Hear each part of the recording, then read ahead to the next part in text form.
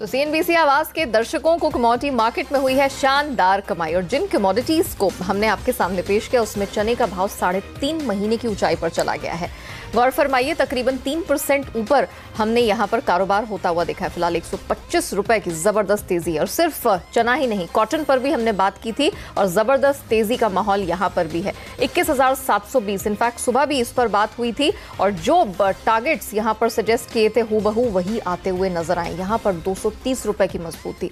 कपास खली में मजबूती का दौर जारी था, दाम रिकॉर्ड स्तर पर इसके पहुंच गए हैं और यहां पर भी मजबूत तेजी है, बिल्कुल उन्हीं लाइंस पर जैसे कि हमारे पैनलिस्ट ने यहां पर सजेस्ट किया था। तो सोयाबीन पर भी बात हुई, अच्छी तेजी की संभावना यहां पर भी और बिल्कुल उसी राह पर चल पड़ी है सोयाबीन जो 3750 के पास है और 0.25% की मजबूती दिख रही है। नॉन एग्री कमोडिटी मार्केट की बात करें तो बेस मेटल में जबरदस्त एक्शन दिखा है। जिंक अंतर्राष्ट्रीय बाजार की तर्ज पर 13 महीने की ऊंचाई पर चला गया है। निकल कॉपर भी पीछे नहीं है, इसमें भी अंतर्राष्ट्रीय बाजार की मजबूती का सपोर्ट मिला है। तो इस तेजी के ट्रेंड को लेड एल्यूमिनियम पूरे मेटल मार्केट ने फॉलो किया है। कच्चे तेल में तेजी आई है, घरेलू बाजार में 4.5 महीने की ऊंचाई पर यह चला गया है। हालांकि सोने चांदी का बाजार आज कुछ ढुलमुल रहा, सुस्त छोटे दायरे का ही ट्रेड आज दिन भर यहां देखने को मिला है। हमारे साथ मॉन्लिशियस कैपिटल के जयप्रकाश गुप्ता और एसएमसी कॉमट्रेड की वंदना भारती जुड़ चुकी हैं। नमस्ते, आप दोनों का स्वागत है। जय, आपसे शुरुआत करूंगी। भारी भरकम एक्शन दिख रहा है, आपकी hot picks non agri space से कहां होंगी?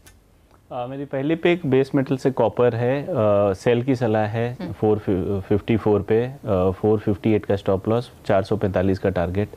सेकंड पिक क्रूड ऑयल है, 4230 के आसपास बिकवाली की सलाह है, 4310 का स्टॉप लॉस, 4020 तक का टारगेट। ऑलराइट, वंदना आपसे समझना चाहेंगे, आप एग्री स्पेस में कौन सी बेस्ट पिक्स आज दे रही है? काफी एक्शन यहाँ भी है। जी नेहा, मुझे लग रहा है कि मस्टर्ड में यहाँ पे थोड़ी सी तेज़ी और आएगी क्योंकि सोयाबीन में भी तेज़ी है और खाने के तेलों में भी है। तो यहाँ पे बाय करके चलना चाहिए। 3815 के लेवल पे बाय करना चाहिए। 3880 का यहाँ पे टारगेट रखना चाहिए। जो स्टॉप लॉस होगा वो 3770 का होना चाहिए। और जो दूसरी कमोडिटी है वो जैसा हम बात कर रहे थे चना में, लग रहा है कि अभी एक बार फिर से थोड़ी तेज़ी और यहाँ पे आ सकती है। तो 4430 के लेवल पे बाय करना चाहिए और यहाँ पे मुझे लग रहा है कि एक बार 4510 का लेवल जो है वो आ सकता है। स्टॉप लॉस यहाँ पे लगाना होगा 4380 का। चलिए, तो यहाँ वंदना भी चने पर बेट करके चल रही है। इस बीच हम एग्री कमोडिटी मार्केट में, नॉन एग्री स्पेस में तो तापमान बढ़ता देख रहे हैं, लेकिन आईएमडी भारतीय मौसम विभाग भी यहाँ पर कुछ ऐसी ही चेतावनी जारी कर रहा है। विदर्भ में पारा सामान्य से 5 डिग्री ऊपर चल रहा है। अप्रैल से जून तक के जो यहाँ पर तापमान का फोरकास्ट लेकर आए हैं उसमें लू जैसी संभावनाएं दिखाई दे रही है। मराठवाड़ा और एमपी में भीषण गर्मी की इस बार चेतावनी जारी की गई है। दक्षिण भारत को भी इस बार प्रचंड गर्मी नहीं छोड़ने वाली है। मराठवाड़ा, एमपी, यहाँ पर नारंगी रंग से चेतावनी जारी की है। तो यहाँ पर अलर्ट वाली स्थिति आ गई है। वॉचफुल यहाँ पर रहने की ऑलरेडी चेतावनी जारी कर चुका है आईएमडी। एमपी, छत्तीसगढ़, गुजरात में लू की चेतावनी जारी कर दी गई है। साथ ही उन्होंने ये भी कहा है कि जो पूरा नॉर्थ वेस्ट का पोर्शन है, अप्रैल, मई, जून, इस तिमाही में, जून की तिमाही में यहाँ पर सामान्य से जो सामान्य लू जैसी स्थिति होती है उससे भी अधिक गर्मी देखने को मिलेगी। और सेंट्रल इंडिया का भी कुछ यही हाल रहने वाला है। जो मैक्सिमम टेम्परेचर होता है, दिन का तापमान होता है, उससे ऊपर का ही तापमान इस बार देखने को मिलेगा। यानी कि बॉटम लाइन यही है कि नॉर्थ वेस्ट और सेंट्रल इंडिया में और दक्षिण भारत में भी प्रचंड गर्मी पड़ने वाली है। चलिए कमोडिटी मार्केट की तरफ वापस लौटते हैं। फोकस सोने पर है। यहाँ पर सोने की चाल थोड़ी सी फीकी पड़ती हुई दिखाई दी है। 150 रुपए के आसपास हमने इसमें नीचे ट्रेड होता हुआ देखा है। बाजार की नज़र अब अमेरिका चीन के बीच में होने वाली वार्ता पर है। इसी को लेकर जो उम्मीदें बनी, जिसकी वजह से हमने कच्चे तेल मेटल्स को चढ़ते हुए देखा, तो सोने में सुस्ती आज बनती दिखी है। जय, जरा बताइए, एक छोटे दायरे का ट्रेड है, क्या किया जाए? देखिए, जहाँ तक व्यू की बात है, मुझे लगता है $1280 तक का लेवल पॉसिबल है यहाँ पे गोल्ड में देखने को मिल सकता है। अगर साथ में यहाँ पे रुपए में भी मजबूती रही तो मुझे लगता है ये 31,200 तक का लेवल भी पॉसिबल है। अच्छा। तो यहाँ पे कोई भी राइज मिले यहाँ पे तो सेल ऑन राइज की रणनीति रखें। मुझे लगता है 31,800 के आसपास बिकवाली करके चला जा सकता है। 32,100 का स्टॉप लॉस। और यहाँ पे गिरावट मुझे लगता है 31,400 फिर 31,200 $31,200 तक पॉसिबल है। ओके, तो मतलब आप फेस्ड पैटर्न में 200 रुपए का करेक्शन देख रहे हैं जो 31,200 तक जाएगा। मुझे बताइए, $1290 के नीचे कॉमिक्स पर सोना फिसल गया है, $1280 के आसपास आप जैसे एनालिस्ट है वो एक स्ट्रॉन्ग सपोर्ट मान रहे थे।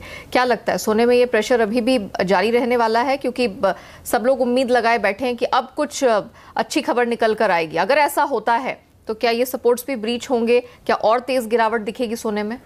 देखिए पॉसिबिलिटी थोड़ा से कम नज़र आ रहे हैं, क्योंकि जिस हिसाब से अब देखिए इंडिकेशंस हैं, जो ग्लोबल मार्केट्स हैं थोड़े से ओवर हीटेड लग रहे हैं, स्पेशली यूएस मार्केट्स। जहाँ तक यहाँ पे फेड ने भी जो डिसीजन लिया आगे रेट नहीं बढ़ाने का, ये भी कहीं ना कहीं ये इंडिकेट करता है कि इकोनॉमी थोड़ा सा ओवर हीटेड हो रहा है। तो it's a matter of time. अगर मुझे लगता है यहाँ चाइना और यूएस के ट्रेड टॉक्स में बहुत ज़्यादा कुछ डेवलपमेंट नहीं हुआ तो फिर से एक कंसर्न्स निकल के कुछ दिनों में आ जाएंगे। तो गिरावट बहुत डीप नहीं लग रहा है, और अपसाइड मुझे अगेन यहाँ पे 1330 1335 तक ही लग रहा है। तो अगर दायरे की बात करें तो $50 में यहाँ पे हो सकता है कि गोल्ड ट्रेड करे आने वाले कुछ दिनों में। तो अगर $1280 के आसपास आता है तो मैं थोड़ा। और निवेशकों के लिए कैसे मौके हैं फिर? देखिए निवेश के तौर पे अगर आप देखें तो मुझे लगता है आगे चल के यहाँ पे $1270 से $1280 के बीच में बाई कर लेना चाहिए। और अपसाइड यहाँ पे 1350 तक पॉसिबल है। ठीक है, चलिए रुक करते हैं मंडी की खबरों का।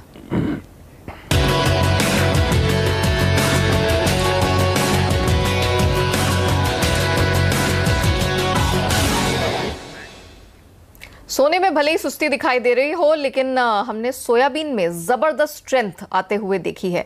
इनफैक्ट इसकी कीमतों में हमने अक्रॉस द कॉन्ट्रैक्ट्स 1.25 से 2% की तेजी देखी है। जो अप्रैल वायदा है वो 0.25% ऊपर है और 3750 के करीब यहाँ पर ट्रेड हो रहा है। यहाँ पर भी वही फैक्टर काम कर रहा है। अमेरिका चीन में सुलह की उम्मीदें जताई जा रही हैं, लेकिन वंदना आपसे समझना चाहेंगे कि काफ़ी समय हमने देखा कि 3800 के पास आ जाता है, थोड़ा ऊपर जाता है, लेकिन टिक नहीं पाता है। क्या अब वो समय दिखाई दे रहा है जब ये ऊपर टिक जाए? यूएसडीए से अब किस तरह की एक्सपेक्टेशन लगानी चाहिए, क्योंकि अब वहाँ पर भी आउटपुट कुछ घटने के ही संकेत मिलते दिखाई दे रहे हैं? इसमें लग रहा है कि एक हायर अपर साइड इसका बनना चाहिए सोयाबीन में नेहा यहाँ पे।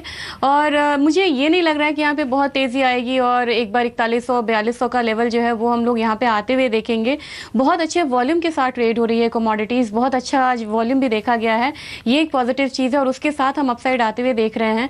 सोयाबीन में मुझे लग रहा है कि थोड़े से जो पॉजिटिव मोमेंटम्स हैं वो आए हैं यहाँ पे मार्केट में, और मेरे ख्याल से एक बार 3880 3900 तक का जो लेवल है वो हम लोग यहाँ पे आते हुए देख सकते हैं। लेकिन साथ में जो प्रेशर है, जो सप्लाई साइड है वो स्मूथ है, तो उसका एक जो है अपसाइड जो है वो कैप रहेगा। ये 3900 तक के लेवल आप कब तक देख रही हैं? इस पे हम ले सकते हैं कि ये महीने की शुरुआत हुई है और अप्रैल में हम इस लेवल को आते हुए यहाँ पे देख सकते हैं। और एक चीज़ और जो न्यू डेवलपमेंट है यहाँ पे नेहा, क्योंकि देख सकते हैं कि सोयाबीन और मस्टर्ड के बीच में जो प्रीमियम है वो यहाँ पे कम हुआ है।